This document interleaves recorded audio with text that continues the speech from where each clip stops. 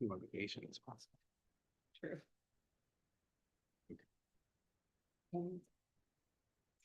And then, online. Unless she's online. Okay. She didn't. She said that, but then she missed her flight, so she went. Yeah, she missed her flight. She's going tomorrow morning. She had a bad week. She had a, yeah. Okay. Can you hear me at home? You put that something in the chat? Tam says yes, so, okay. Okay. Oh, I had another meeting that I forgot about tonight. Oh, well.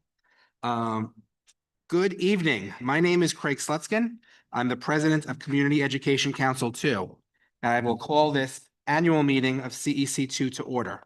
I'm going to start off by asking the interpreters to make their announcements. So we can get them.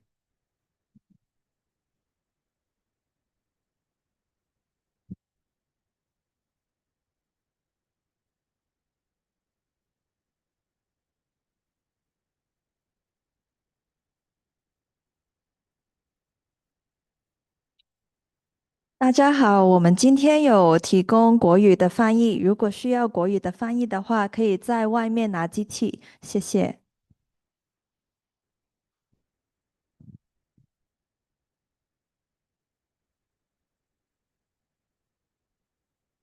Hola, buenas tardes a todos y a todas. Si necesitan interpretación en español, por favor, díganoslo para poder acomodarlos. Gracias de nuevo. Si necesitan interpretación en español, por favor, déjenoslo saber. Muchas gracias. Thank you. Okay, so this being the July meeting, thank you, Gloria. This being the July meeting, we're going to start off with our annual meeting where we elect officers. For the annual meeting, I'm going to ask Erin to take a roll call as the interim recording secretary. Allison, oh, wait.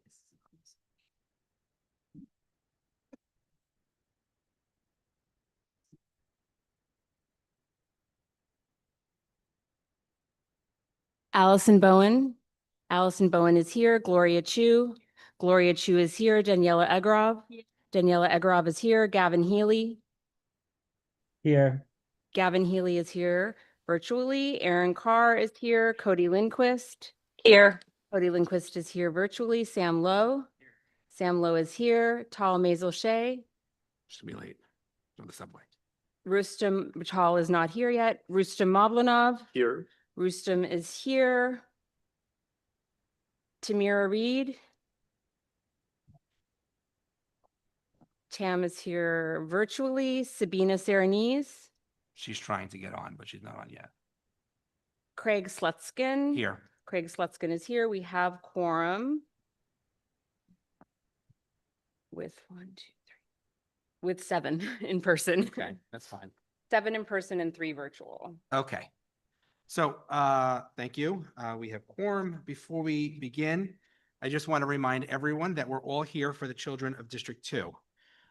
We may have students watching at home. I'm going to ask all speakers tonight to be mindful of that when speaking.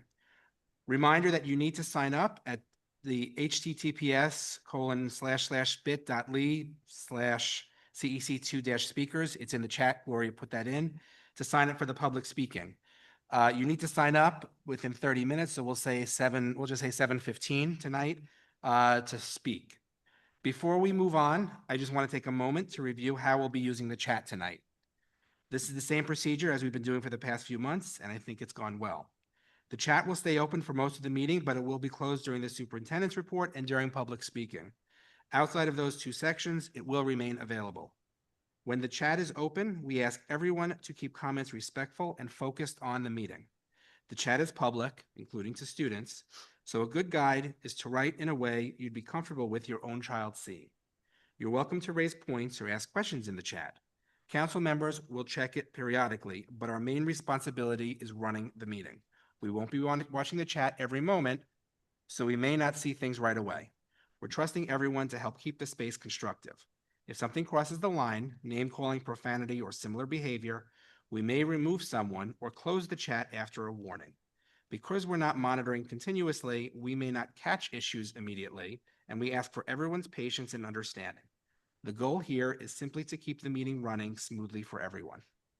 Council members also won't be deliberating in the chat. Those discussions need to be in the open where everyone, including those watching on YouTube or attending in person, can follow along. When the chat is closed, participants will still be able to message the host for technical reasons, for example, if the sound stops working. A quick reminder, the most effective way to make your voice heard is by signing up to speak during the public session.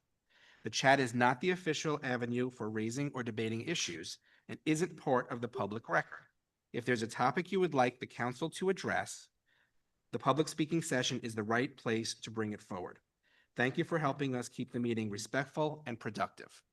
And I'll note that Sabina Serenise has joined remotely, and she did send in an email with extraordinary circumstances that she didn't expect to come in.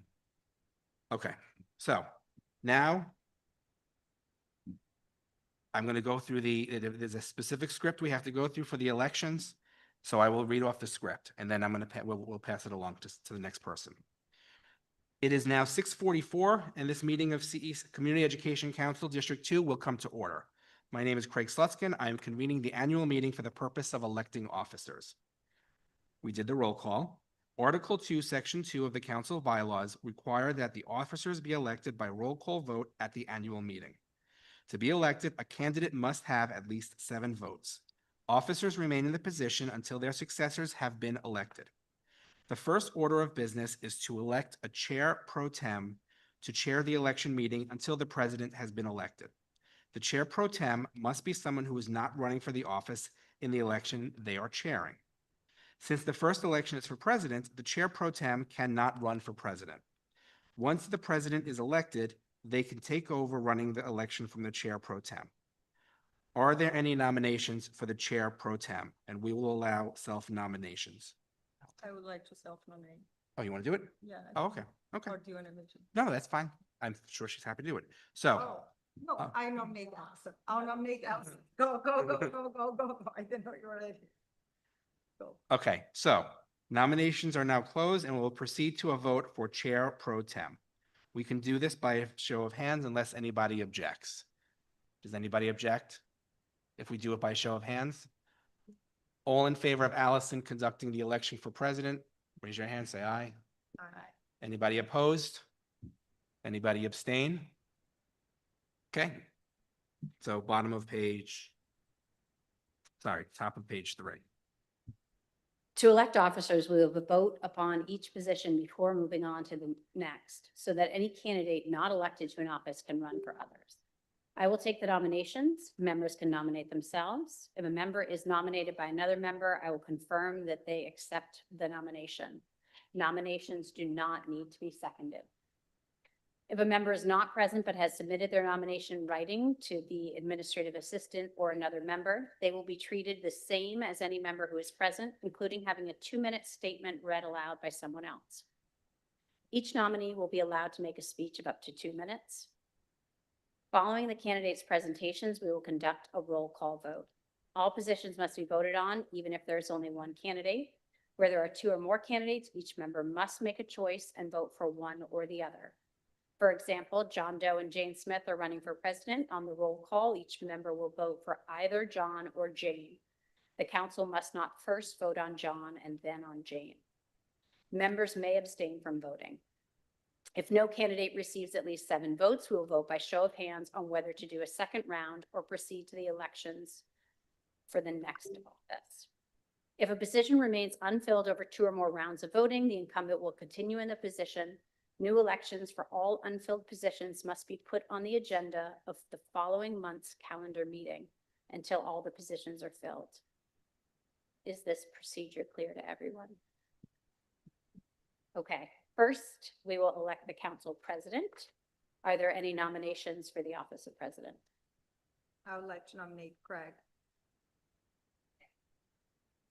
Do you accept? I do accept. Are there any other nominations? Nominations for the office of president are now closed. I will now call each candidate in alphabetical order. to make a statement, if you would like to, Craig, of up to 2 minutes as you are running unopposed. There is no requirement to do so. Okay. And then we will proceed with the roll call vote. Okay, before I make a statement, and I'll be quick, I just want to note for the record that Tal Shay Yeah, I is- wrote- is- I wrote it down. is in attendance. I'll be very brief because I'm running unopposed. I would appreciate your support for another year as the president. I think we've had a good first year. I think we've collectively worked well together. All of us have worked well together. We've passed some very important and meaningful resolutions. We've also did a very good transition to hybrid and to this space, which I think has worked out very well. And I think it's given a lot of access to families to speak up where they have not been able to do so in the past. And even as we saw in the meeting with the Manhattan Youth resolution, or that we've had a lot of students been able to speak from home as well. So I would appreciate your support for another year in the saddle. Thank you. Great. Now we will conduct a vote. And I'll turn it over to you. Okay. For the role of president, we have one candidate, Craig Slutskin, Allison Bowen, Gloria Chu, Daniela Egrov, Craig. Gavin Healy, Abstain. Aaron Carr is Craig, Cody Lindquist, Yes. Sam Lowe. Sam Lowe is Craig, Tal Mazel-Shea. Tal Mazel-Shea is Craig, Rustam Mavlanov. Rustam is voting for Craig, Tamira Reed. Tamira Reed. Sabina Serenese. Craig, yes. Sabina Serenese is Craig, Craig Slutskin. It'd be amazing if No. you didn't Craig. vote for Craig, I'll yourself. vote for myself. And then Tamira, Tam, are you there? Do I just say absent? She's not present in the room, so that's fine. Okay, Craig, that is 1, 2, 3, 4, 5, 6, 7 votes. So Craig is our president for this next term.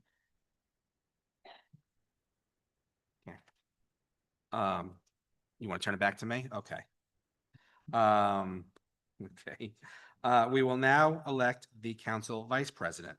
Are there any nominations for the office of vice president? I would like to nominate Russ Mavlanov. Okay, Russ Mavlanov. Do you accept? Yes, I accept. Are there any other nominations? I nominate Tam Reed. It's okay. Well, theoretically, she has to have told you she would accept.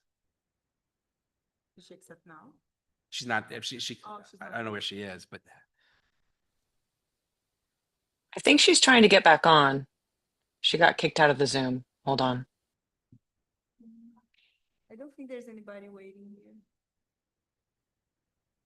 there's nobody waiting in the room. No, she just texted and said she's trying to get back on. I think she's having internet issues, Oh, okay. Okay, we'll wait. but I don't know what the protocol is for that. I'm sorry?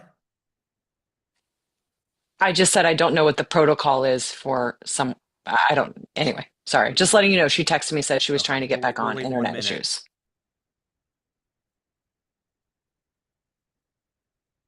We'll wait 1 minute because we can't go to recording secretary until we do VP is in order.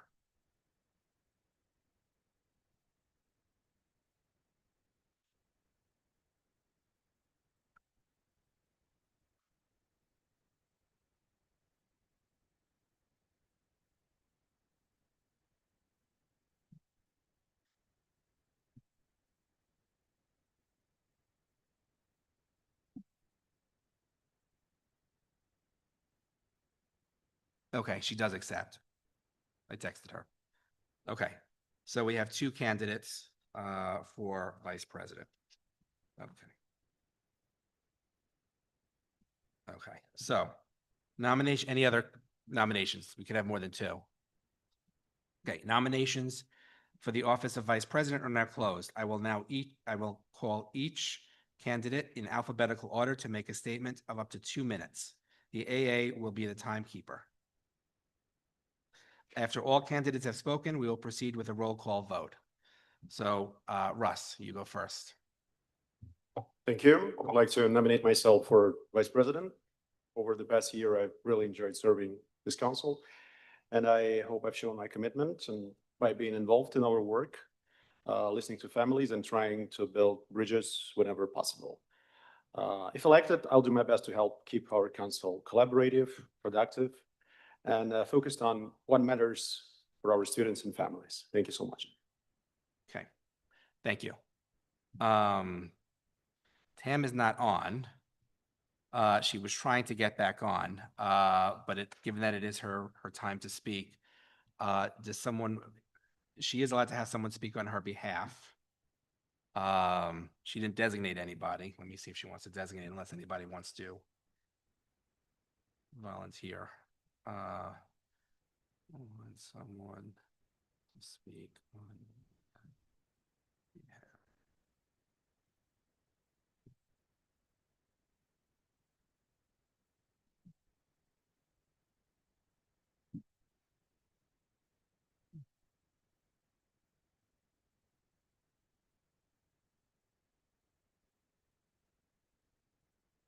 Okay. Thank you for Okay. volunteering to speak on her behalf. I'm volunteering to speak on her behalf. Okay. Well, this was news to me. So, I mean, look, regardless of who becomes vice president, we're all here because we care about our children's education and the education for all kids in District 2. I think that much like Rustam, Tam is a passionate and knowledgeable candidate. She's very involved with helping with IEPs and things for students with disabilities. Sorry, I didn't have anything prepared. Okay, that's okay. That's okay. We all know her anyway. Yeah. Okay. Thank you. So that was the end of the statements. So now we will take a roll call vote for the two people, Russ Mavlanov and Tam. So they just say the name, right? Okay. Allison Bowen. Allison's vote is for Russ. Gloria Chu. Gloria Chu is voting for Tam. Daniela Egrov. Russ. Daniela is voting for Rust. Gavin Healy. Tam. Gavin Healy is voting for Tam. Aaron Carr. I'm voting for Tam. Cody Lindquist.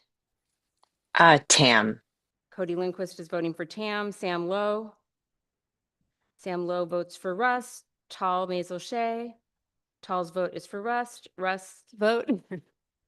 Rust. Rustam's vote is for Rustam. Tamira Reed. She's not on. She's not on. Okay. You can't do it by No. text. That's- Sabina Serenese. Rust. Sabina's vote is for Rust. Craig Slutskin. Russ Mavlanov.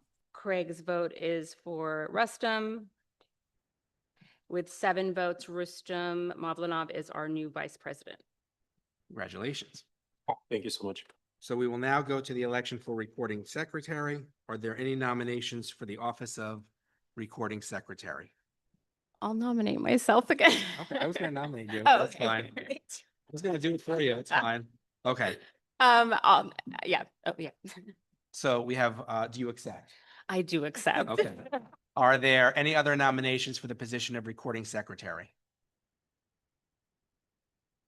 Okay, do you wish to have a 2-minute speech? You may. I won't take 2 minutes, but I'll Okay. just say that I really enjoyed being secretary. I like working with everyone on the council. I think that we have done a good job in this last term on like coming together on issues that we agree on and having respectful dialogue about things that we don't. And yeah, I look forward to continuing in this next year.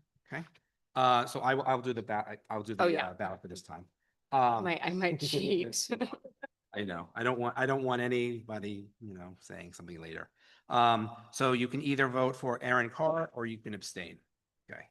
Allison Bowen. Allison Bowen, Aaron Carr. That is not working. Thank you. Gloria Chu. Gloria Chu, Aaron Carr, Daniela Egorov. Aaron.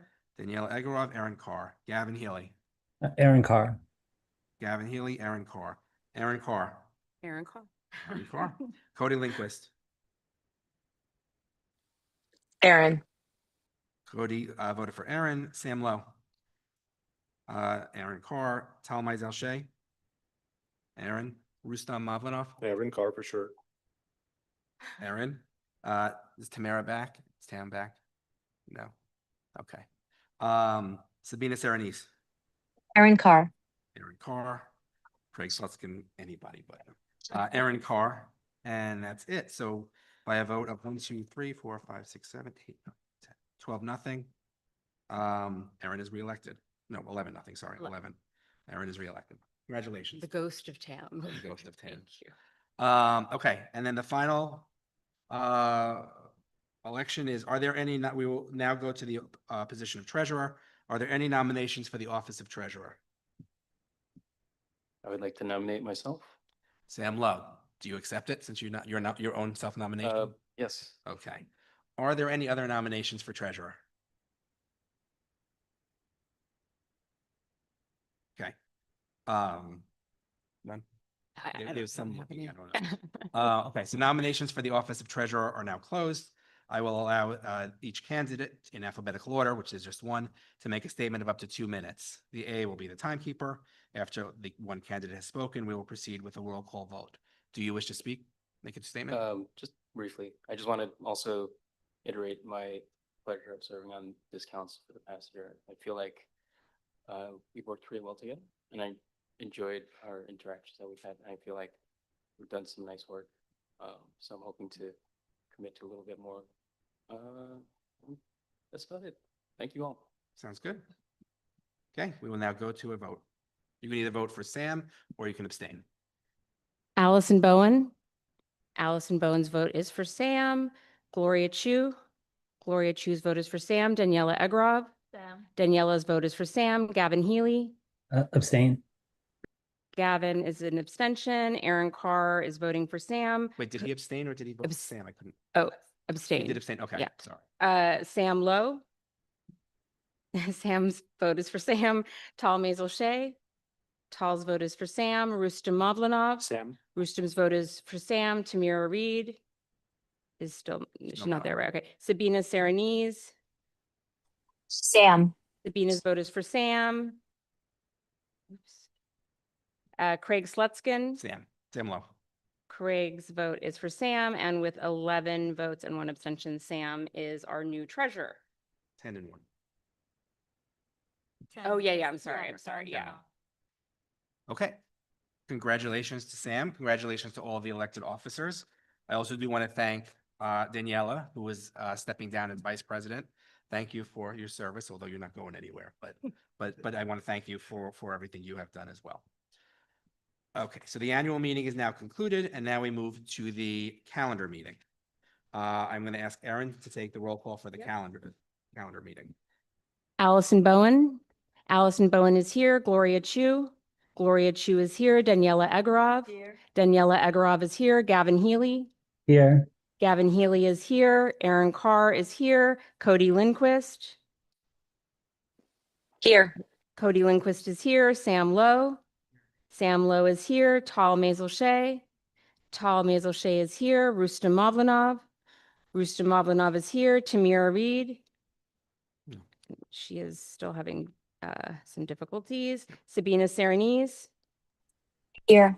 Sabina Serenise is here. Craig Slutskin. Here. Craig Slutskin is here, and we have quorum with 1, 2, 3, 4, 5, 6, 7, 8 present Great. and 3 virtual. Great, thank you.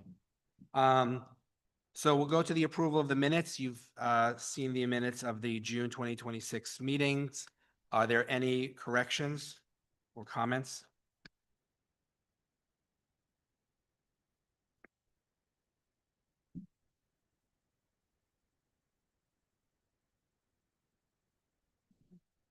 If there are no comments, the minutes are approved as distributed. Thank you. There are no resolutions tonight.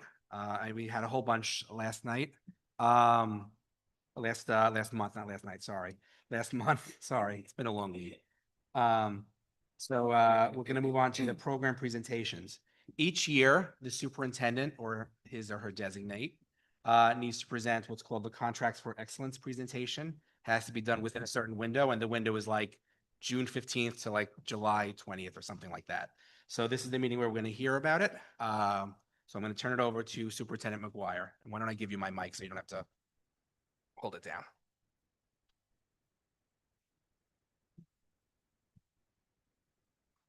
So you don't have to. Thanks very much. I appreciate it. Good evening, council, and congratulations on all the newly elected officers.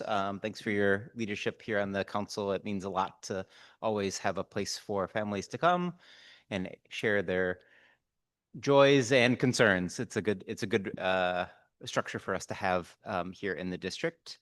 I am joined by it looks like a couple of members of our district finance team, or at least Michelle Eiffel is our senior grants officer. Sometimes members from our business team jump in and help out with the annual C4E presentation. So Michelle, thanks so much for being here. She's a great support to our schools. Okay, great. Great. Michelle, do you want to say anything?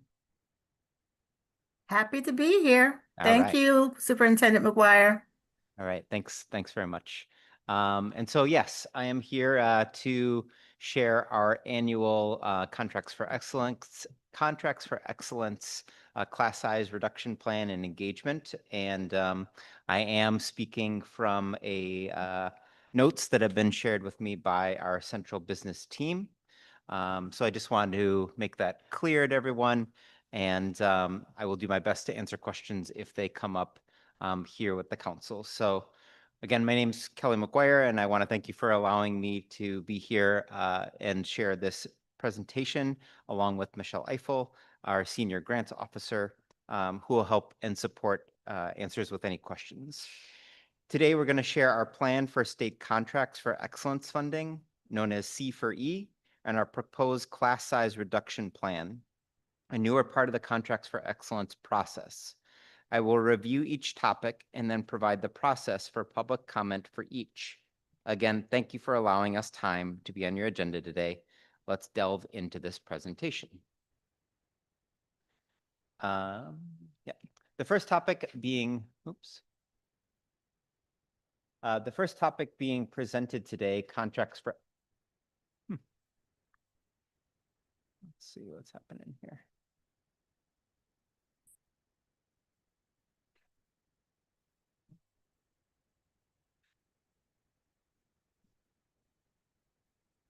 Apologies.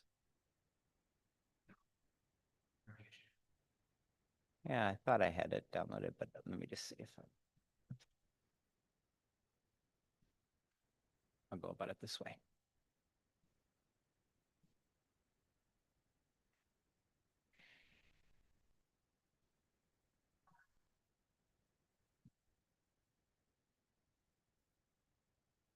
Okay.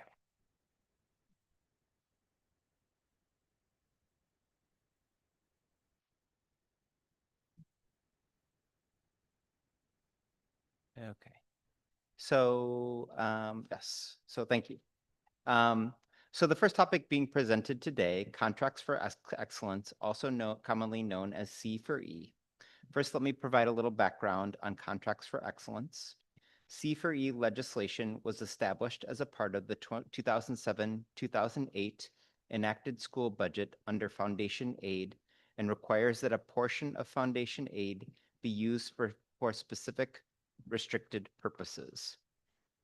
C4E requires that funding be allocated towards specific programs that raise the achievement of students with the greatest educational need, including but not limited to those students with limited English proficiency, students in poverty, and students with disabilities. We are required by the state law to annually develop through a public process a citywide Contracts for Excellence and Community School District Contract for Excellence. The public process is how parents, teachers, and other school community members and interested parties provide input about the citywide and community school district C4Es and about the allocation of C4E funding in their schools.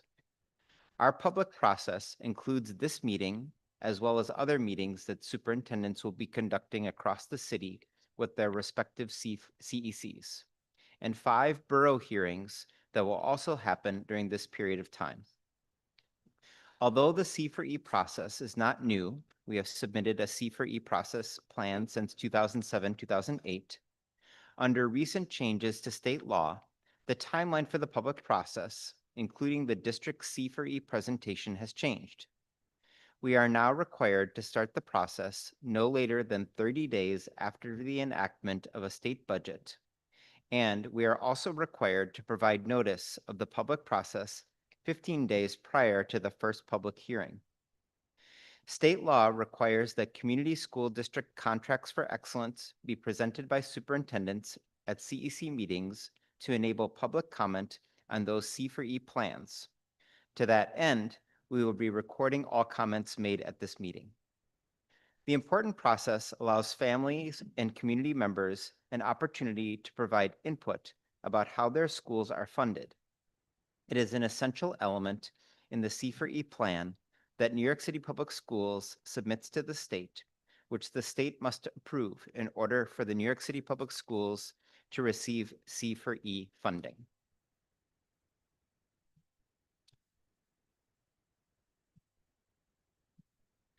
Funding must be spent only within the following initiatives. For illustration, examples of programs by initiative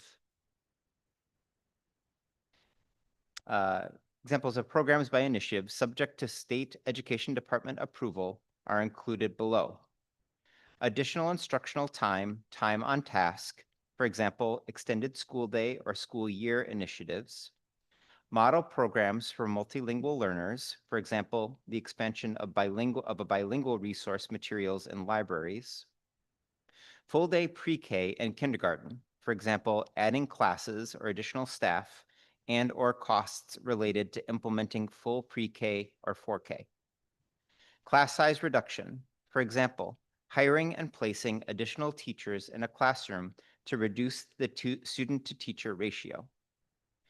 Teacher and principal quality initiatives, for example, the creation of non-cash incentive program to encourage high-quality teachers to teach in high-need areas. Middle school and high school restructuring, for example, expanding participation in AP programs. Additionally, the State Education Department Commissioner may authorize districts to implement experimental programs. Such authorization must be granted in advance of implementation. More information about eligible uses and requirements may be found on the New York State Education Department's website. Each year, New York State Education Departments sets New York City Public Schools C4E amount based on the annual increase in foundation aid in excess of 3%. In fiscal year 2027, the amount of funding we must designate towards C4E is increasing by $269 million, bringing the total to $1.358 billion. It is important to note that $45 million of the $269 million increase is not new funding. It's already allocated to schools as foundation aid for class size reduction. It will be phased in as C4E in fiscal year 2027 and will continue to be used toward class size reduction. The new C4E funding, $224 million, will be used to support schools that require additional resources to meet the state's class size reduction mandate. There is also additional tax levy funding being allocated for this purpose. Now for the breakdown of the C4E funding. We categorize C4E allocations as discretionary and targeted. Discretionary means that schools may use C4E funding in any eligible way that best meets the needs of their students. Targeted funding means that C4E is being used to support a specific program, and schools must use C4E funding in support of that program. Of the $1.358 billion, $487 million of it will be allocated as discretionary C4E, and $871 million will be allocated as targeted.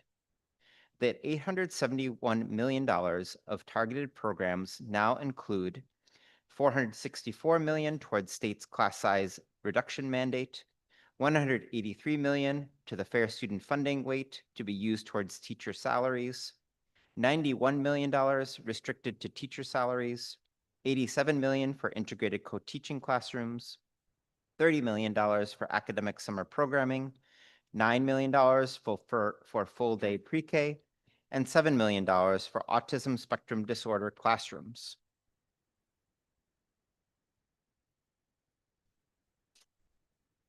Let's take a closer look at the citywide proposed allocations. Combined discretionary funding makes up a little under 36% of the proposed allocation.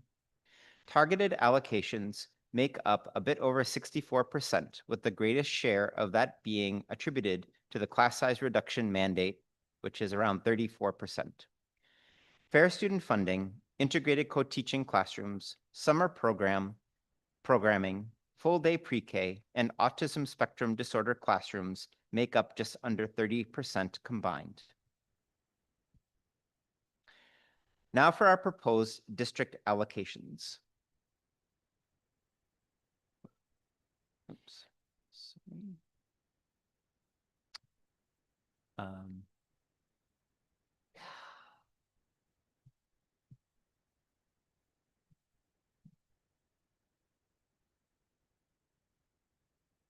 Here's a district allocation.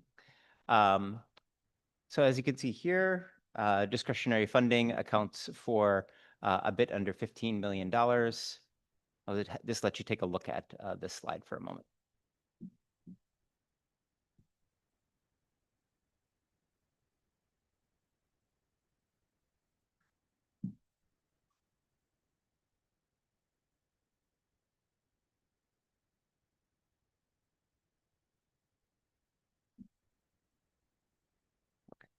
And again, we'll come back for questions at the end.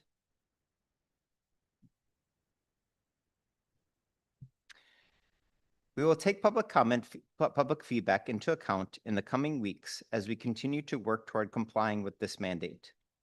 The deadline for submitting public comment will be July 29th, 2026.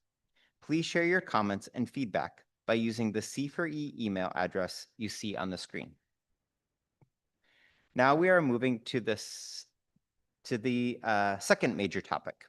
We have already discussed the C4E funding stream. Now we will wrap up by discussing the fiscal year 27 class size reduction plan. In September 2022, Governor Hochul enacted Chapter 556 of the laws of 2022, which requires the New York City School District to create a class size reduction plan for all New York City K-12 community school districts and high schools. Chapter 556 sets forth requirements that apply only to New York City school districts, including new class size caps for all district K-12 schools, a class size reduction plan, which must be approved by the United Federation of Teachers and the Council of School Supervisors and Administrators, CSA. The unions representing New York City school district teachers and principals respectively, and submitted as a part of the Contracts for Excellence. A prescribed timeline for the public process for the development, posting, and submission of the Contract for Excellence. Annual implementation reports submitted to New York State Education Department on the status of class size reduction plan. Penalties in the form of withheld or reduced state funding if adequate progress to reduce class sizes is not made. The law imposes specific class size caps within the New York City School District for the first time.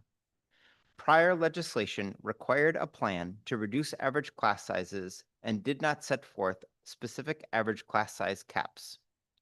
Class size caps had previously been subject to collective bargaining agreements between New York City Public Schools and the UFT and could be exceeded in certain circumstances.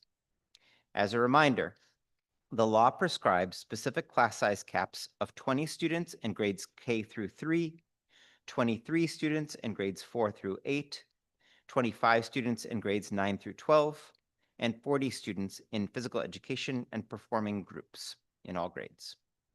On June 4th, 2026, both houses of the New York State Legislature passed amendments to the class size law that changed the annual citywide compliance targets for New York City Public Schools to 70% in the coming 26-27 school year, 80% in 27-28, 90% in 28-29, and 100% in school year 2029-2030. New York City Public Schools is fully in support of this change in the timeline to ensure that our intensive focus on capital strategies for class size reduction can take root and implemented with fidelity. On June 10th, New York City Public Schools released a draft version of the class size reduction plan for the 26-27 school year. As a reminder, this plan must be signed off by the UFT, United Federation of Teachers, the Council for School Supervisors and Administrators, CSA, in addition to New York City Public Schools. This draft has not been signed off by the Chancellor and respective labor partner presidents and may be revised based on feedback obtained during the public comment process. The draft plan includes specific actions for schools along with a detailed plan of implementation that is being undertaken across the New York City Public Schools central offices alongside the School Construction Authority, which I will discuss in more detail on the next slide. The public is able to provide feedback on the draft plan via this process. The email to share feedback is on the final slide of this section. In the draft plan, we highlight critical data points regarding current compliance across the city, which are also outlined on this slide and show compliance rates across the city for this past year, school year 25-26. Our compliance rate for school year 25-26 is 64%, including exemptions. Without exemptions, the compliance rate is closer to 59%. The required benchmark for this school year was 60%. The changes proposed in the plan will support us in making progress to meet the benchmark for 26-27 of 70%. Data show that the districts with the greatest percentage of classes at or below the class size caps are in District 32, which is in the Bushwick neighborhood of Brooklyn, which has reached 81% compliance, District 23, Ocean Hill, Brownsville, and District 16, Stuyvesant Heights, Crown Heights. District 26, Bayside, Glen Oaks is at 31%, Staten Island at 20%, Bay Ridge and Fort Hamilton. Those districts have the lowest percentage of classes at or below the class size caps. While this data demonstrates district level averages, there are schools within the comparatively higher compliance districts that do not have classes that exceed the new class size caps. Class size compliance varies across grade bands, with the highest compliance rates in elementary schools. The Bronx has the highest share of classes in compliance, with class size caps at 71%, followed by Manhattan, Brooklyn, Queens, and Staten Island in that order. This slide demonstrates the growth in compliance from school year 24-25 to school year 25-26. Progress that is also outlined within the fiscal year 27 class size reduction plan. This is a result of funding allocated for teachers to schools through the school-driven process in last year's plan. Through these efforts, the impact on compliance across the city was as follows. Elementary grades made the most progress. In grades K through 3, we saw close to a 29% point increase in compliance. In grades 4 through 5, our compliance rate increased by 23 points. In middle and high schools, those also made meaningful progress. Middle schools grew by a bit over 20% points more compliant. High schools, 16 points more compliant. Schools were awarded additional teaching positions, increased compliance by 27 points, as contrasted with 7 points for schools that were not awarded additional teaching positions through the FY26 funding process. Next, I will provide an overview of key components of the draft plan. In addition to the summary of impact outlined on the previous slides, the draft plan covers the following major components of the approach to class size implementation and more, including the FY27 class size planning and funding survey, which served as critical data collection point to support planning for FY27 and the out years of implementation. Details on more intensive approach to capital planning, utilizing survey results and other data, including an increase of $1.5 billion in the current capital plan to align with this approach.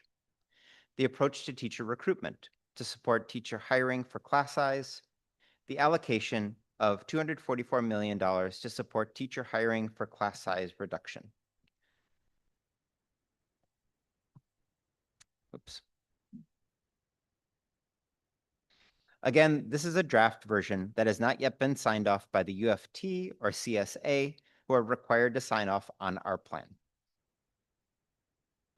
Class size reduction is a complex process that requires increasing investments in not only teachers, but also classroom space. Under Chancellor Samuels and Mayor Mamdani, New York City Public Schools has made a shift in the approach to planning and considering space in relation to class size reduction efforts, marking a substantial commitment to implementation. To that end, in March 2026, New York City Public Schools and the School Construction Authority engaged in a new collaborative approach to evaluating and planning for space needs to support class size reduction. Through this joint effort, teams from both agencies reviewed over 600 schools that had centrally identified space deficits and developed a comprehensive plan to identify pathways to provide each school with the necessary space to comply with the law. For the first time, the plan includes a strategic blend of capital as well as non-capital strategies that aim to more efficiently utilize existing space to support compliance, as described in greater detail in Section 4.3.1 of the draft plan. The City of New York, under Mayor Mamdani's leadership, also added an additional $1.5 billion into the capital plan to support the construction of new seats in alignment with this new approach. Broadly, the following categories represent the change of approaches we will take to support each school with space needs. Non-capital, high school policy and programming. For many of our high school, space needs can be addressed through efficient programming and policy adjustments rather than changes to physical space. These schools will receive centralized support to explore such opportunities and may inform system-level policy proposals. Non-capital, Tier 1, enrollment and/or space in the building. These are schools where minor adjustments to incoming enrollment or reallocations of space within co-located campuses may resolve space needs. Non-capital, Tier 2. These schools are in districts or areas where there are existing nearby buildings that may have excess capacity that can be utilized to support compliance. These will be explored for comprehensive solutions within the context of district-wide needs and through community engagement. They could lead to resightings, mergers, or other changes in school utilization subject to public review and PEP approval or rezonings subject to CEC approval. Capital.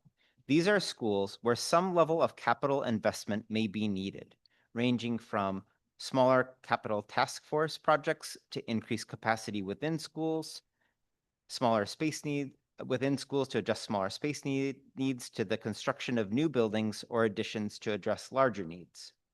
In the next phase of this work, superintendents are working with the Office of District Planning and other central teams to consider the preliminary pathways identified for schools and work with communities through the planning process, as well as in partnership with the SCA on the next steps identified for each school. We will consider all feedback received on our proposed plan during the public process. The deadline for submitting public comment will be July 29th, 2026. Those who wish to provide feedback may submit their comments by email to classsize@schools.nyc.gov. This concludes this presentation. Please be mindful of the email addresses provided by the public comment for each section. Thank you very much for the opportunity to share. I will do my best if you have questions that you'd like to have answered, and perhaps Michelle can jump in as well.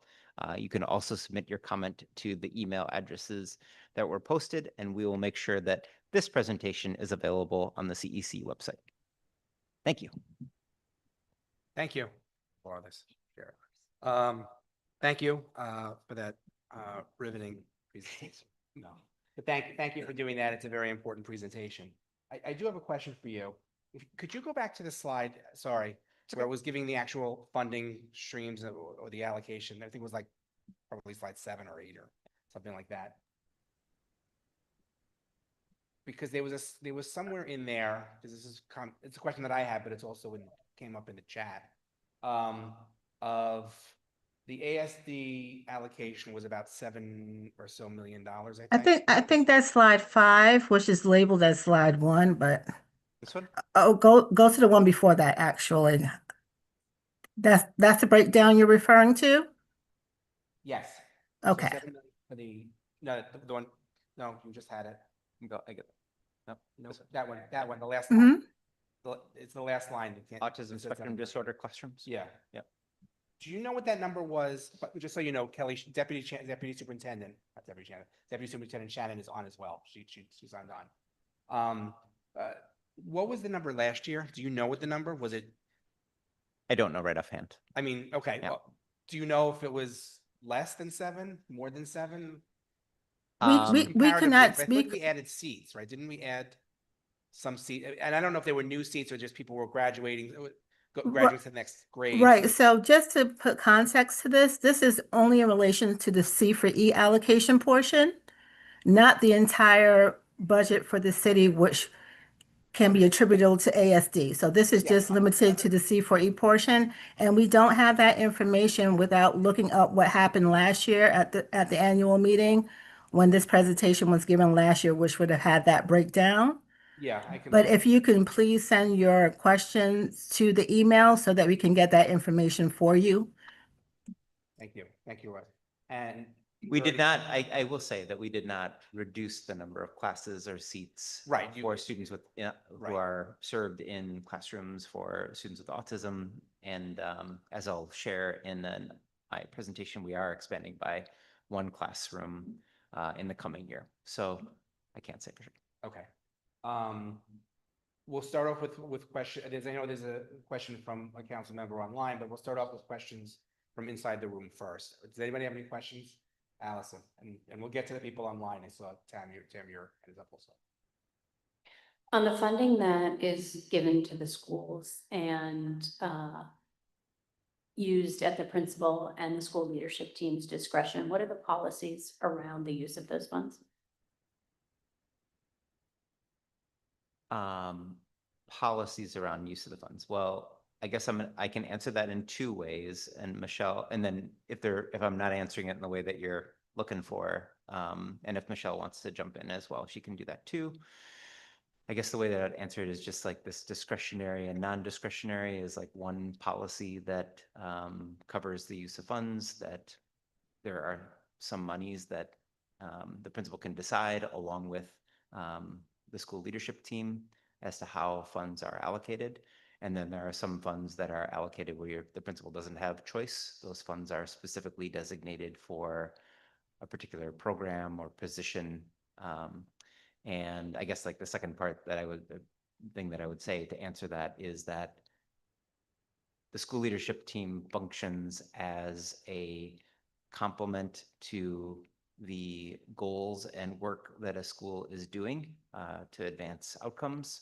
And the budget comes into play because the budget is a resource to help schools get there. So engagement with the school leadership team around not just the goals, but the way that the school is allocating resources to get there. So I'm not sure if that answers your question. That's what comes to mind first, but if you want to react. If I can add to that, Superintendent McGuire. So every allocation, including the C4E, has a school allocation memorandum, which is known as the SAM, which outlines in detail what an allocation can be used for and what it cannot be used for. So for the C4E allocation, even though it's discretionary within those 6 buckets, the time on task, et cetera, that was outlined in one of the slides. So discretionary in that you can pick one of those different buckets or multiple of those buckets, but it's still targeted in that sense. And it's not discretionary when it's required to be put on a position, because a lot of the class size reduction positions funding have to be put on positions and cannot be used arbitrarily. So that's the difference between discretionary and the mandated, if that helps. Do you want to ask, did it add to that question so we can get you better clarification? I think the list that you put up was helpful in understanding what those buckets are. So you could do an AP class at the high school level. But even though the school is getting it, I imagine because of a certain percentage of students who meet the criteria of the students you're trying to serve, an AP class would be open to everyone in that student body. So even though it's allocated to the school for meeting certain criteria among their student body, it's not, the use of it really doesn't end up being limited to just those students. No, but would be limited to AP classes. Yeah. And whose discretion? You said it's discretionary for the school. Is it the principal can do whatever they want and it's up to them? Do they have to consult with an SLT? Do they have to consult with you? Yeah, principals should be consulting with their school leadership teams to make all financial decisions. But ultimately, it's the principal's complete discretion. As long as within those buckets, within the appropriate buckets. Yes, right. The principal. And the will make SAM that Michelle was describing, detailing how the funds should be used. Yeah. Tam, can you unmute yourself? Yeah, I can do that. Hi. Superintendent McGuire, thank you. I just had a quick follow-up question because I was also kind of confused by the slides. And I think I might be conflating some of this stuff together. So in the contracts for excellence, it looks like there's an allocation there, like a pool of money, 7 million for ASD programming, right? For ASD schools programming. But then when we look at the District 2 budget allocations, the CF or the C4E funding is strictly for, it looks like, class size. And I don't see ASD programming listed anywhere on the D2 budget allocation specifically, or is it hiding? So if I can, Superintendent McGuire, so for District 2, I do not see the ASD either because that $7 million is for the entire city. I know. I'm just Wh- wh- asking how much you're spending. District 2, I wasn't really totally finished. Sorry, it's my question, and I'll totally forget the point. Okay. So here in District 2, I know it wasn't specifically for that, but you are creating a budget, right? I don't see any funding going, or additional funding or mandatory or upkeep funding going towards ASD programs specifically here. And I just wanted to make sure that it wasn't under one of these. So it is not under one of those that are listed, but I just want to reiterate that the 7 million is for the entire city in this particular allocation. It does not mean that District 2 isn't getting funding for ASD services. It's just not within this particular C4E allocation. So is there any allocation outside, since that wasn't used? I know the 7 million is for everyone, but I'm looking at the allocation by District 2. What are we allocating, sorry, for those programs in District 2 outside of 3K and pre-K? So looking at K through 12.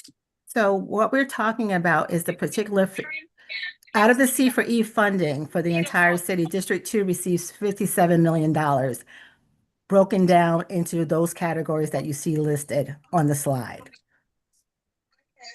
So can we get some information for our next meeting about the funding specifically for Ames, Horizon, NEST programs in District 2, and then how they've been funded before? So you're asking for I something. can't find it. So you're asking for something outside of the C4E presentation for what we're giving tonight.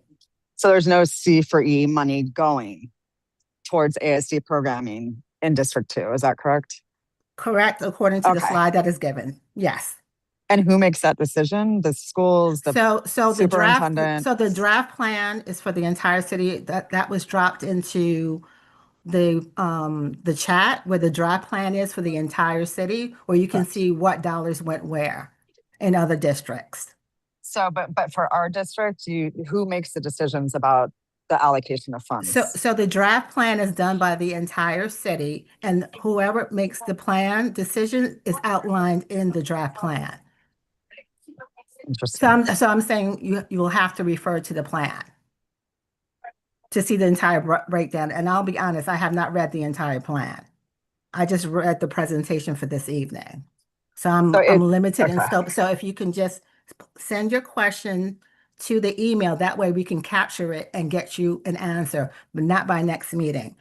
Because they have until July 29th to compile all the questions and then put out one draft response to all the questions being asked.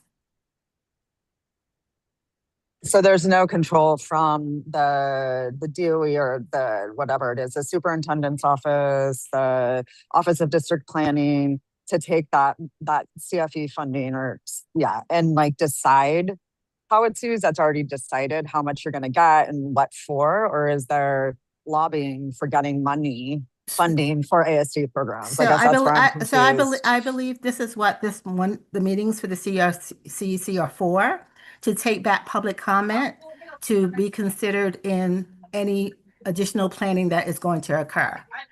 So if you can please put your comment in the email so it can be captured. Oh, I've said this at a lot of meetings, but thank you. I appreciate the feedback. You're welcome. This is my first time here, so thank you. Tam, I also, if you were looking for information on how we're funding the autism programs that we have currently in our schools and the funding source that we're using to expand by the 3K and pre-K class in the coming year, you could email me that and I could work to get some of that information for you too. But as Michelle was pointing out, this is just this particular funding stream, but there are a lot of different ways in which our schools and programs are funded. So, but feel free to send me any questions like that. I'm happy to do my best to try to get you answers. Any other questions? Okay. Thank you for the presentation, Superintendent McGuire. Appreciate it. Okay, so we're now going to move to the report of the president. I want to thank everybody. Let me just get back to my first page. Okay. I hope everybody had a good start to your summers and had a great 4th of July celebration. It was exciting to be around for the 250th anniversary. I was around for the 200th. Believe it or not, I know everybody's shocked that I was around 50 years ago. It's hard when you look like you're 28. I understand that. But I was actually too little to remember it. So it was good to be at this one. I do also want to take a moment and acknowledge that we're in Disability Pride Month.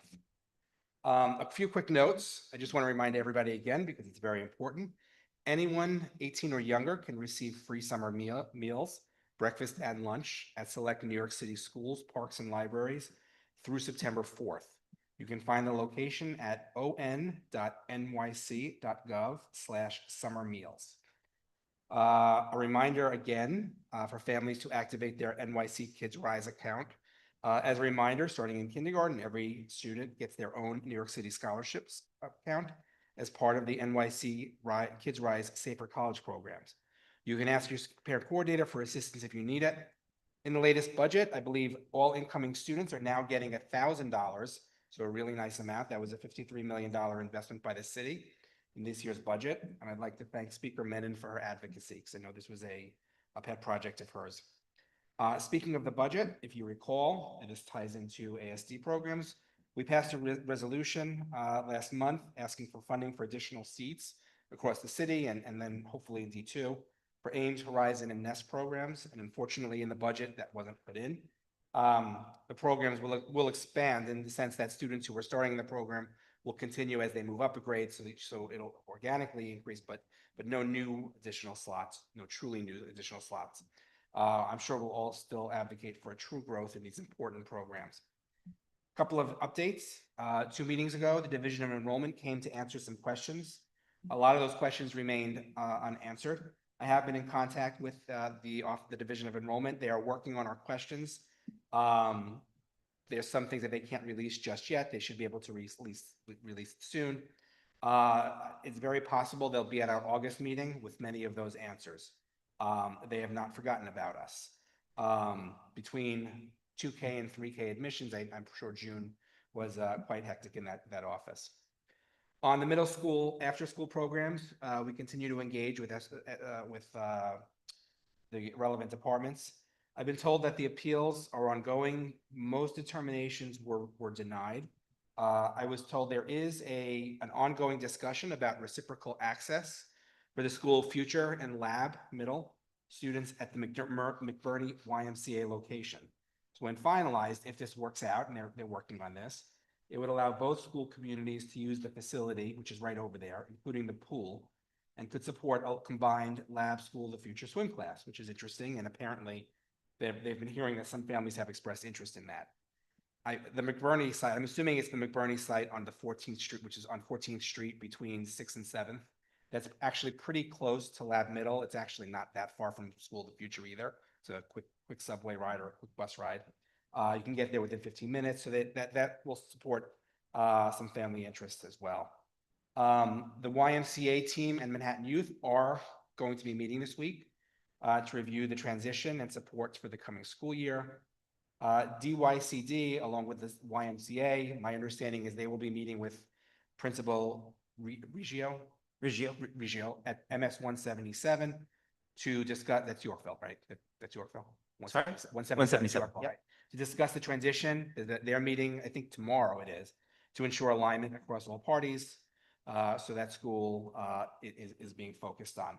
There's also other discussions, and I don't have a lot of information. I don't think anything's finalized, but there are discussions about how sports leagues, I know that's very important to families, and ways that the schools across the district, even if they're in different providers, whether it's Imogen or Manhattan Youth or YMCA or what the tennis place up in at Wagner, they're trying to figure out a way that all the sports programs can connect with each other, so there is some seamless MSAL programs, so that you're not going to another part of the city to play another school. So there is some work being done on that, because that was clearly a focus of many parents, but there are clearly other programs as well that we want to make sure are preserved. One more thing I did want to mention, because we did have a resolution regarding it, are the Omni cards. About 2 weeks ago, the DOE announced that they're going to be launching a pilot program for virtual student Omni cards at 7 schools. This is 7 schools across the city. And they did not announce which schools. They first said it's going to be for the fall, then they backpedaled, and they said maybe it's going to be for the fall. But it's basically, you'll be able to use your phone. I think that's the way it will work, instead of your Omni card, which would be actually really good. I think most, at least for high school students and many middle school students, they do have that phone or that they could use that for. So that would be interesting, but it's only going to be for 7 schools, and maybe in the fall, maybe not. But we're going to keep looking for that. And with that, I want to thank everybody. I want to thank the council's support. I hope everybody continues to have a good summer. And I'm going to toss it over to Superintendent McGuire for his report. Okay. For my report, I'm going to repeat the C4E report. No, just because it was so riveting. Oops, there we go. All right. Thanks everybody for having me. And then again, thanks for all that you do. It's been great being together. I know we finished the 25-26 school year together.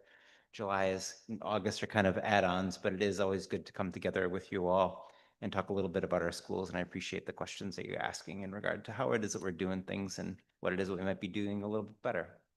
To start out, we had a great finish to the school year. Our students celebrated with lots of different structures and routines that they had, that they always have built into their end of their school year to really send off the graduating students who are leaving, as well as just celebrating the end of the year.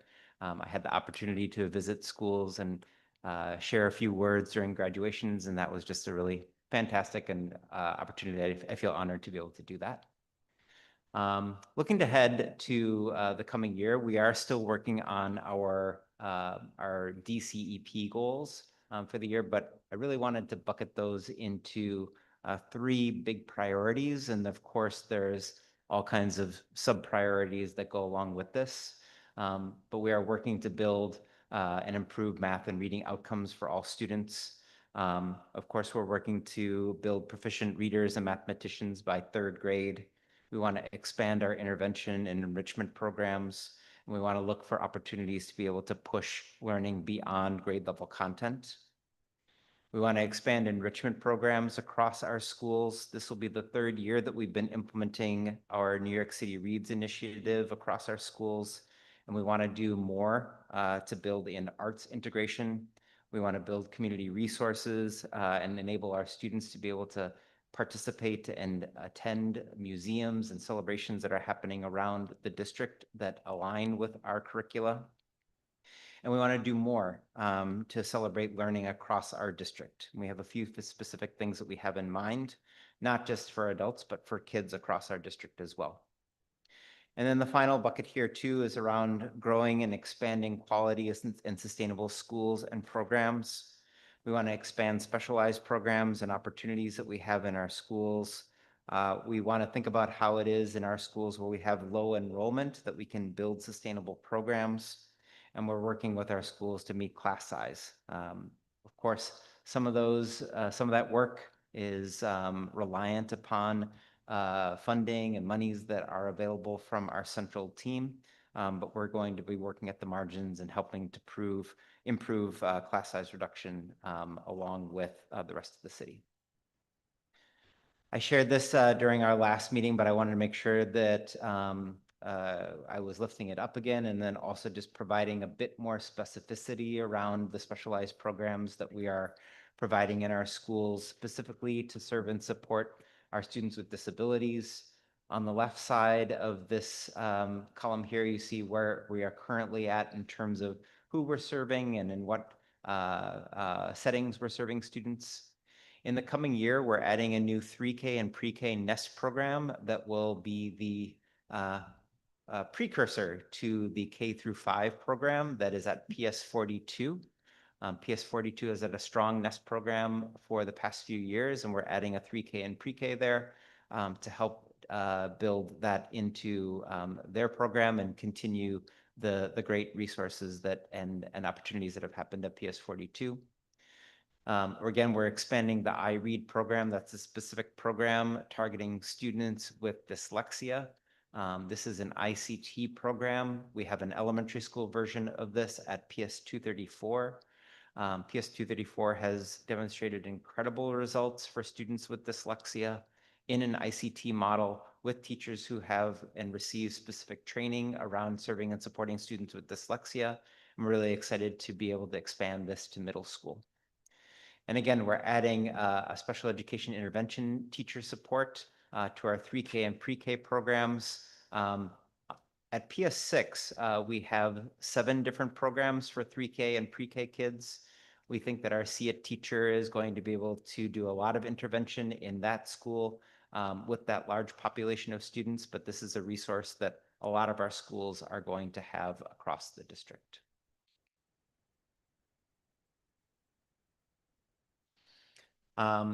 Mentioned that we are expanding our school spotlights and community coffees. I'm able to update you on the schools that we're going to be sharing our community coffees and school spotlights. Those are PS 183, Lower Manhattan Community, Ballet Tech, MAT, and PS6. You will all be invited to attend. All you council members will be invited to attend those school spotlight visits and the community coffees. We gathered a lot of great information and feedback from families at our community coffees, really raised and lifted up some important information that enabled us to really think about how it is that we want to do more family engagement. These are the schools that we're going to be looking at in the coming year for our school spotlight visits. And again, we're going to be conducting 2 community coffees, one in the Chelsea neighborhood and another on the Upper East Side. CEC President, newly elected CEC President Slutskin shared a few of these announcements, but just to reiterate a few things that are happening here, I did confirm with the Office of Enrollment that they will come to our CEC meeting in August. Yes, again, DYCD is going to be working on ensuring that the MSAL program is sustained across our middle schools, even when there are a bunch of different providers that are providing services in schools. Right now, our schools are in a period of balancing their school budgets along with our budget directors and folks like Michelle Eiffel, who we just heard from. She's helping to make sure that school budgets are balanced, that mandates are covered with finance, and then also that schools have the opportunity to make appeals for additional funding. We have some schools that were budgeted for a certain number of students, but they already have enrolled students beyond that number. And so those students are eligible for appeals. In the coming year, and I'll share a little bit more detail on this in the next slide, all of our middle and high schools are going to be participating in a new initiative rolled out by the State Board of Regents around financial literacy. I'll go into that again a little bit more on the next slide. Providing the 2 email addresses here that you can provide feedback both to the city in regard to the contracts for excellence and how it is that we are proposing to reduce class size.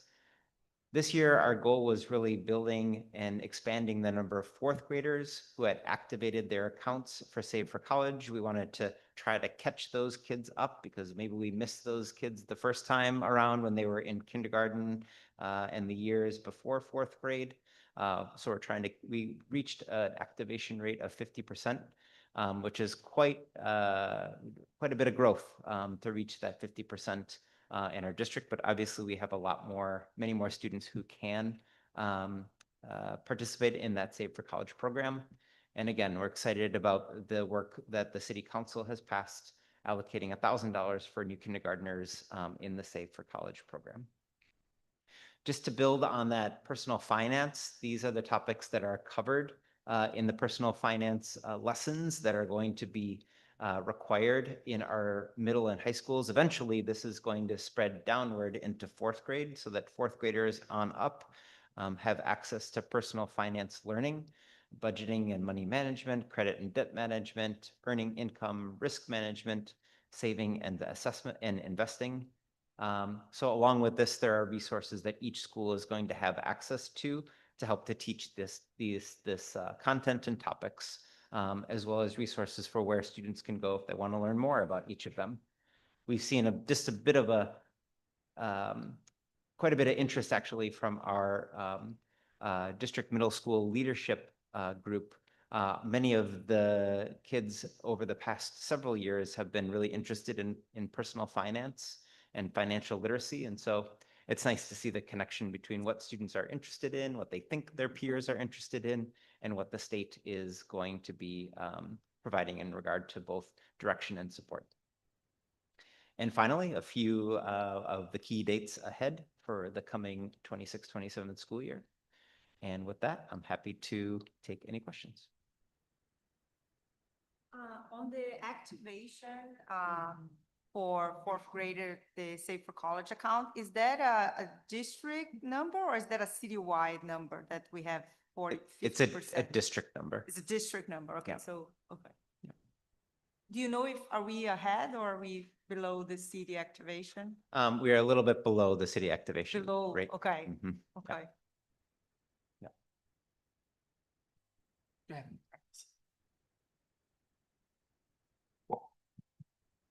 I like to hear that you're expanding the iRead program that you have at 234 to middle school.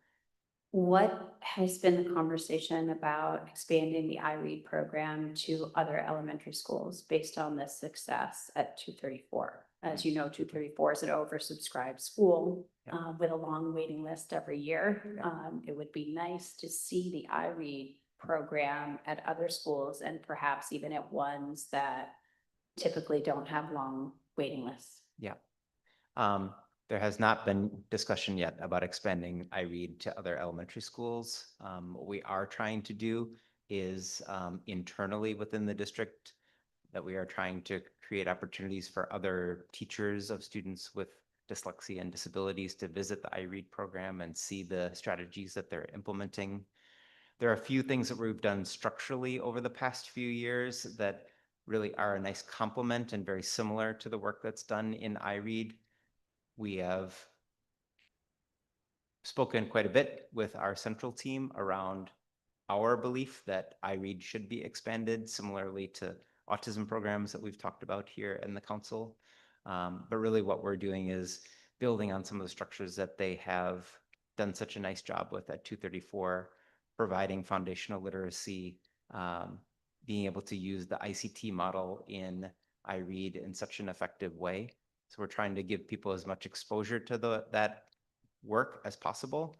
And it's also become a stronger part of the work that we're doing in New York City Reads. You know, New York City Reads came in and adopted some of the things that have been going on in iRead for the past 6-7 years, and maybe longer actually in District 2. I was just thinking about my experience in another district where it was only been around for 6 or 7 years. But I don't disagree. I would love to see it in all of our schools. What would have to happen to make it available to other principals to take on, or what would be the next steps if there are other principals or parents who are interested in seeing this at their school? Yeah, I think that our central team has received a good amount of feedback from families that would like to see the iRead program expanded. I think continuing to hear from parents is like a really strong thing always, so that our central team is aware of the work that we want to see expanded in our school. That goes for all kinds of specialized programs that we have available. But again, internally, we're trying to just make sure that we are using this resource so that others can learn from it in other schools. In terms of parents who want to have their children be part of the iRead program, what is the process for them being able to be part of the community at 234 that's in this program? And do we have a long waiting list for those people who don't make it in?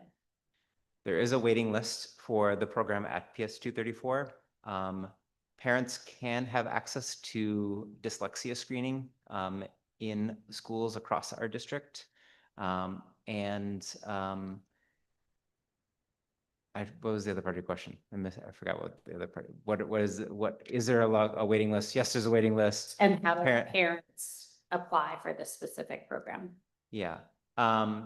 So the application for the program comes hand in hand with a process by which students who are in 3K or pre-K, not necessarily New York City public schools pre-K or 3K, but are rising kindergartners. They have an evaluation that is completed by our Council for Special Education. There are different entities. These councils exist geographically across New York City. And if families believe that their child has dyslexia or some other disability, they are able to have their child evaluated prior to them entering kindergarten. And being evaluated and screened for dyslexia is one of the things that would begin to make them eligible for that program, for the iRead program. And for the students who are accepted into that program at 234, is this taking away seats for children who are zoned for that school? No, it's not taking away from the kids who are zoned for the school.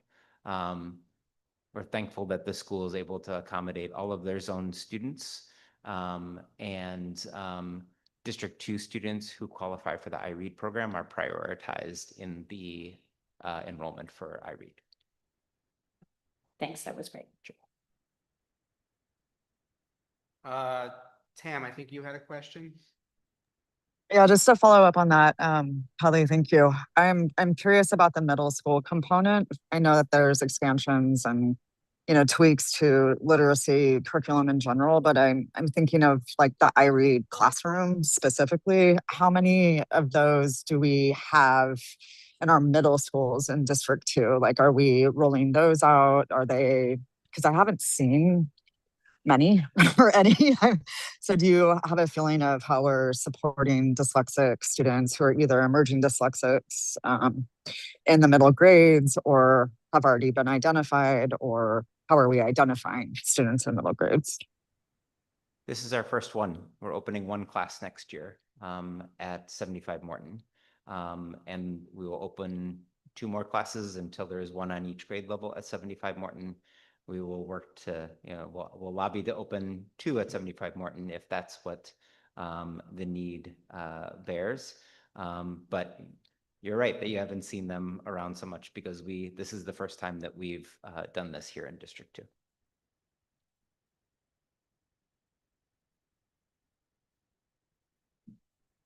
Did you have another question, Tam? Your hand is still raised. I didn't know. No, I was just in terms of supports, Kelly, for dyslexic, Yeah. 6th through 8th graders in District 2, outside of the overhauls to just the curriculum in general. The reading interventionists, having in-school reading interventionists, what do you see as the work to be done in our middle schools to support those students? Yeah. And I will say that, not all intervention or specialized programs have to go through something as specialized as the iRead program.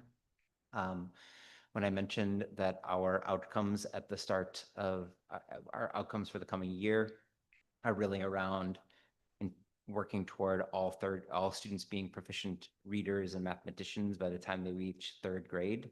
A big part of that work is harnessing the resources that we have in schools and really re-looking at the way that we are creating and using time in middle schools. So if you ask our 19 middle school principals what one of their big priorities is for the coming year, almost all of them will say that their priority is around creating opportunities for small group intervention, especially for students who are not yet reading at grade level. That is coupled with a few different things. Our teachers have gotten a lot better at being able to provide specific diagnostics on how students are doing with their reading, what their specific needs are. And we are also in reading able to couple those needs with specialized programs and interventions. So we are absolutely not there yet, but just in the last 3 years, the capacity of teachers and of our schools to be able to provide the resources in classrooms and schools has grown quite exponentially. And I would love to organize a visit for the council to a middle school to see some of the work that's happening in intervention. So thanks for that question. It's a great one. Sounds like Tam done. You have a question?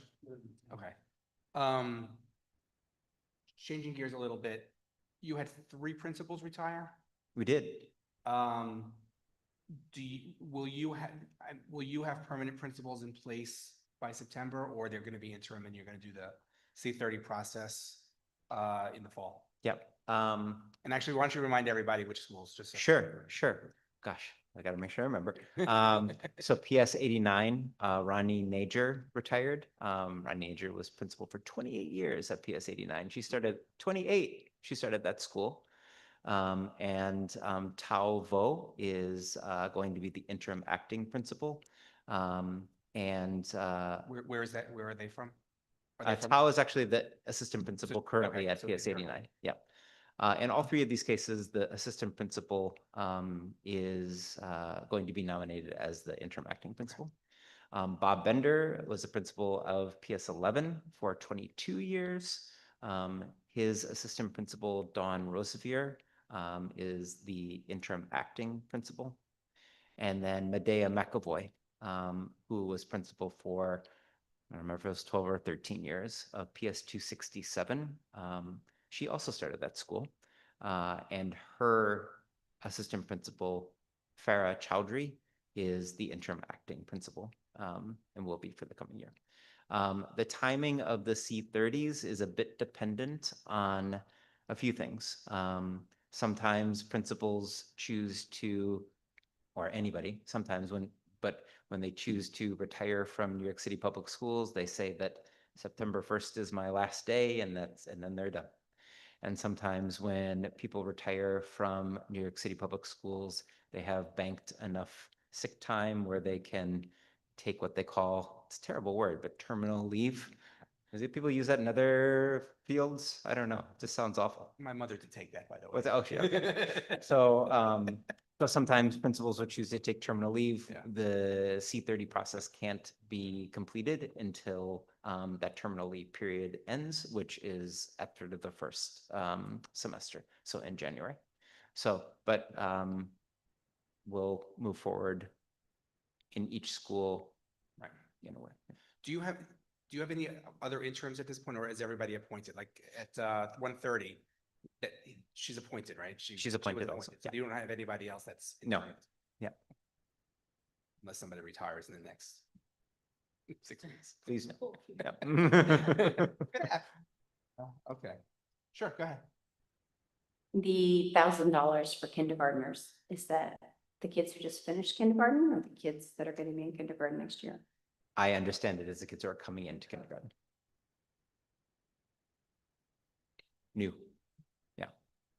If you were in kindergarten, you got probably 25 or 100. Last year was 100. Yeah. A few years ago was $25. You get something. It's just now much higher. Mhm. Yeah. Okay, any other questions? Okay, thank you very much, appreciate it. I know she signed off, but I appreciate Michelle also with her. Yep, notes absolutely. tonight, so thank you for that. And for the record, I was told by enrollment, they are not confirmed until I send them a meeting invite, which I have to do tonight. And so when I send the meeting invite tonight, they will be confirmed. That's what I was told. I have to send them a meeting invite. But thank you. I'm gonna leave this. Okay, so now we're gonna go to the public session.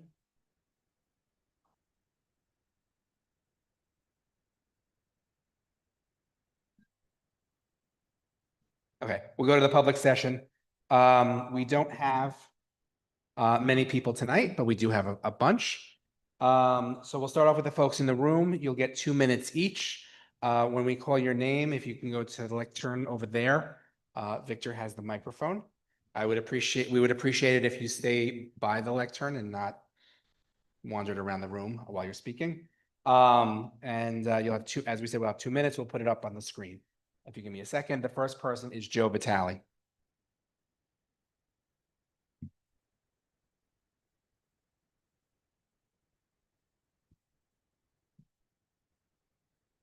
Thank you. I've spoken at these meetings before. My sign once again says CIS equals can't imitate sex. I'm dedicating my mini speech today to all the parents from the last meeting who see through this bureaucratic farce. For the 7th time, my question again to Superintendent McGuire will be, what do you have to say to the biological girls who do not feel safe sharing their locker rooms and sports with biological males? And yes, I expect to be ignored again, because that is part of the bureaucratic farce. To all the girls who do feel unsafe sharing their school sports and lockers with biological males, you don't matter to McGuire or the DOE, but I see you, and your feelings are real and valid, and they matter. It is not a coincidence that the uptick in the whole born in the wrong body phenomenon is coming from young girls, because this is the new misogyny and they are targeted. Here's the reality of the lived experience of being a young girl. Our vulvas are not externalized, and yes, I went there. So we do not know what they even look like until we hold a mirror to them. Here we have the DOE in bed with Big Pharma, pathologizing puberty, encouraging girls to feel they are born in the wrong body before they even know what their bodies look like and the power of their beautiful vulvar butterflies. And it is obvious that this policy is operating without the consent of all the young girl students. And it is obvious that not all children matter to the DOE, and that is dangerous for all kids. Thank you. The next person is, I apologize if I'm mispronouncing it, Kristen Gels. Okay. I try. Are you Samantha? Okay, you're after her or you're with her? It's okay. You're on the list, so that's why. But that's fine. Welcome.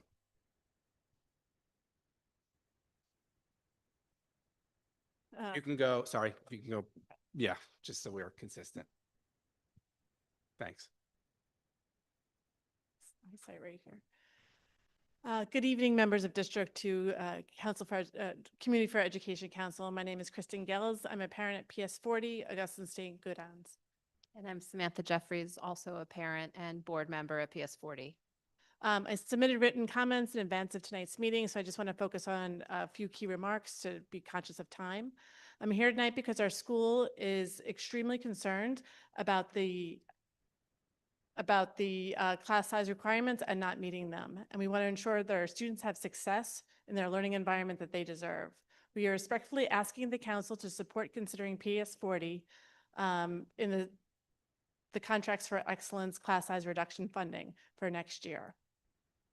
As you know, New York schools are entering an important phase in this implementation with class sizes at 70%.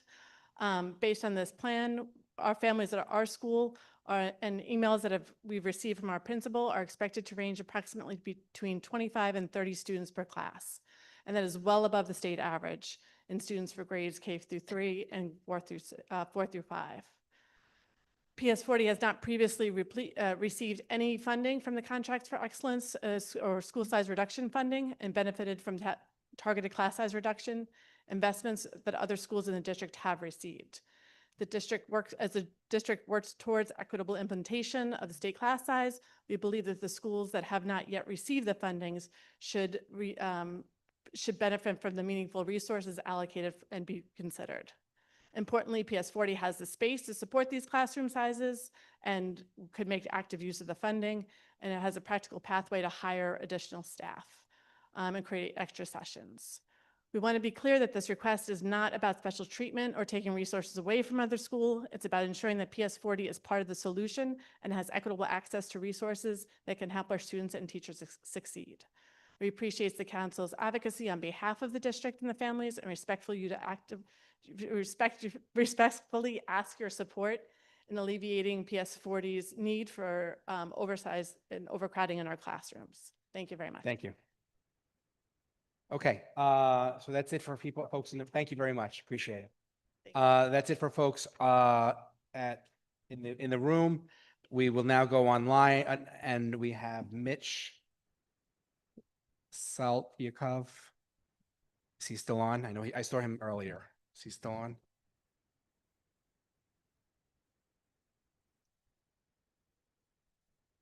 Yeah, here we go.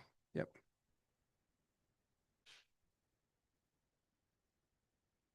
Go ahead, Mitch. You should be able to speak. Yep, still here. Thank you. So I want to. There we go. I want to commend the council on the work this past year. You took steps to support the city students, and no doubt the year to come will bring more such challenges. Now, early on, you agreed that our state's support for trans students will stand, and you'll need that conviction, clearly, as more states see ballot proposals to, for example, examine all athletes for participation on girls' sports teams, as Washington recently got on the ballot. Any folks who wanted to protect their daughters' teams, this is the intrusive implementation that everyone warned you would come about. Now, in order to participate on those teams, your daughters are going to have to undergo an examination to confirm that they're female. All of them. So, safety. Congrats. Mitch, just so you know, you're coming in and out. Just so you know, I don't know if you can be closer to the phone or because we're missing some of what you're saying.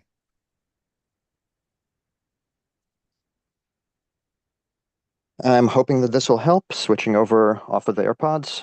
Yeah, and we'll give you time. That's fine. Anyway, so basically hoping that the council will hold firm to that and will push back on anything that requires mass examination of our students, our middle school students, for participation in sports. And I hope that the people who got bamboozled into that understand where their allies took them.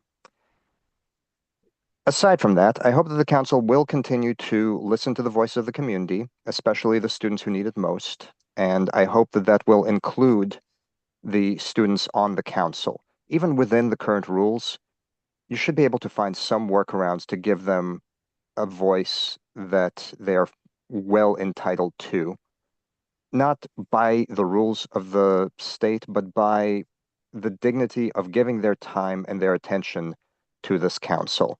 If nothing else, if you could commit that anybody who votes no or abstains would pass their vote over to be replaced by a student vote, should accomplish that without relying on any state rule changes whatsoever. Please consider that, and good luck in the year ahead. Thank you. Thank you. That concludes the public session.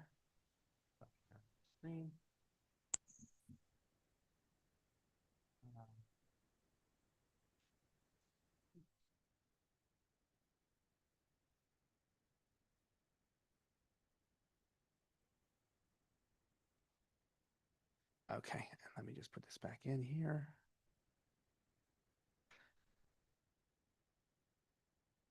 Okay.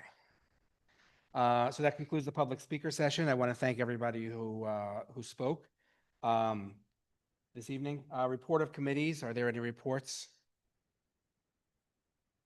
Okay. That being said, then we are. Can I get a motion to adjourn? Second. Anybody, all in favor? Anybody opposed? Okay. We can go right into, if everybody's amenable, we can go right into the business meeting. Roll call vote. Roll call. Roll call. Allison Bowen. Allison Bowen is here. Gloria Chu. Gloria Chu is here. Daniela Egrov. Daniela Egrov is here. Gavin Healy. Here. Gavin Healy is here. Aaron Carr is here. Cody Lindquist. She had to She left. leave. Yeah. Sam Lowe. Sam Lowe is here. Tal Mazel-Shay. Tal Mazel-Shay is here. Rustam Mavlanov. Rustam Mavlanov is here. Tamira Reed. Here. Tamira Reed is here. Sabina Serenese. Here. Sabina Serenese is here. Craig Slutskin. Here. Craig Slutskin is here. We have quorum. Great. Treasurer report. I will not put our new treasurer on the spot. Thank you for everybody that got your expense reports in. Victor is getting the final tally of where we ended up, and we'll do a budget for. I'll work with Sam too and Russ to do a budget for next meeting. One of the students did not get their expenses in on time, but did submit some expenses.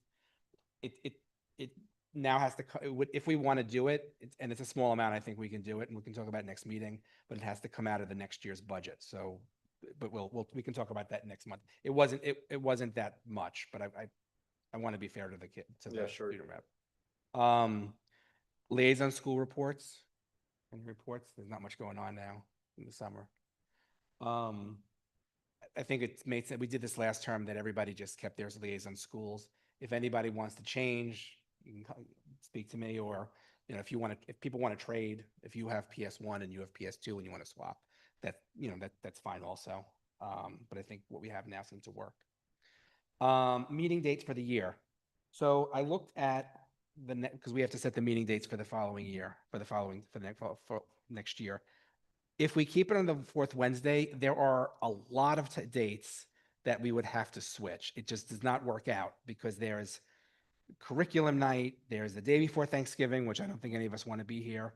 The day before the break, the holiday break, I don't think anybody wants that. There's elementary school parent-teacher conferences. So my suggestion and my proposal, because I think Wednesdays seem to work, is to move it to the third Wednesday instead of the fourth Wednesday. There's still a couple of days that we have to move, but there's only like, I think, one or two.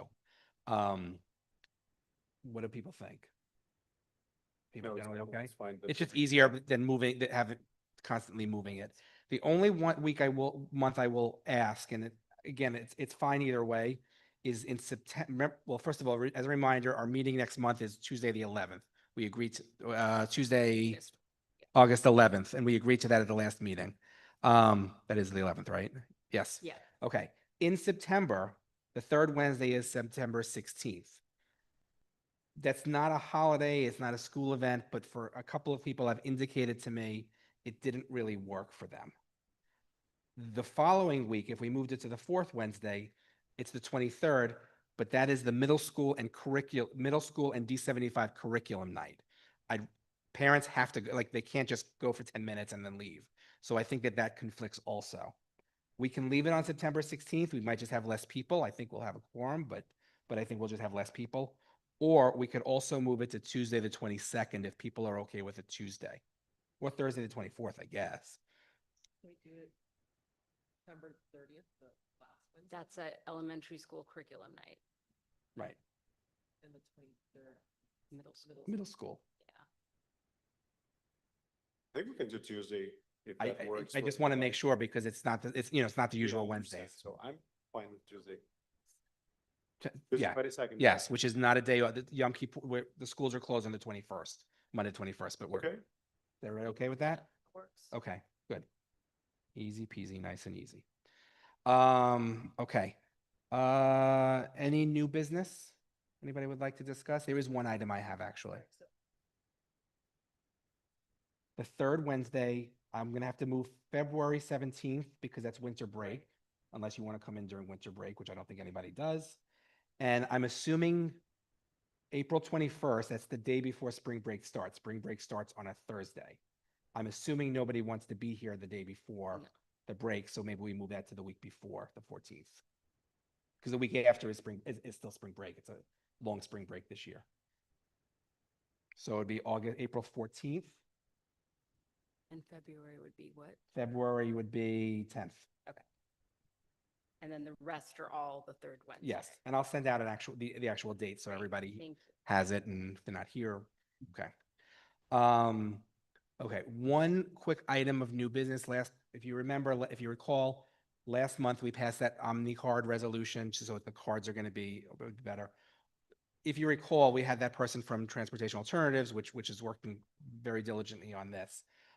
Transportation Alternatives on their website has an open letter that says we support, and it's basically what's in the resolution. It's almost exactly the same. And it has people that can sign on, and a lot of organizations, including CEC20, a bunch of other CECs have signed on. I'd like to be able to just say CEC2 signs on also. It's the same, it's the resolution.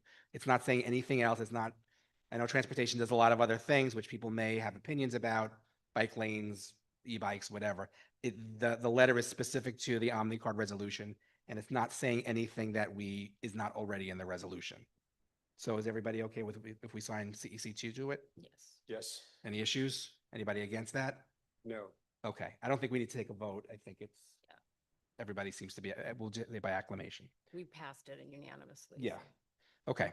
And that's, I think, it. Next month is the August meeting. We do have enrollment coming, so if you're interested, please try to attend. I know some of you still won't be here because of the summer vacations, but and that's it. Anything else? Okay. Well, thank you, everybody. A motion to adjourn. Second. Second. All in favor? Anybody against? Okay. Have a great rest Thank of the you. month. Do you want me to give these to you? Yeah. I made them neater. I scanned them, by the way. We just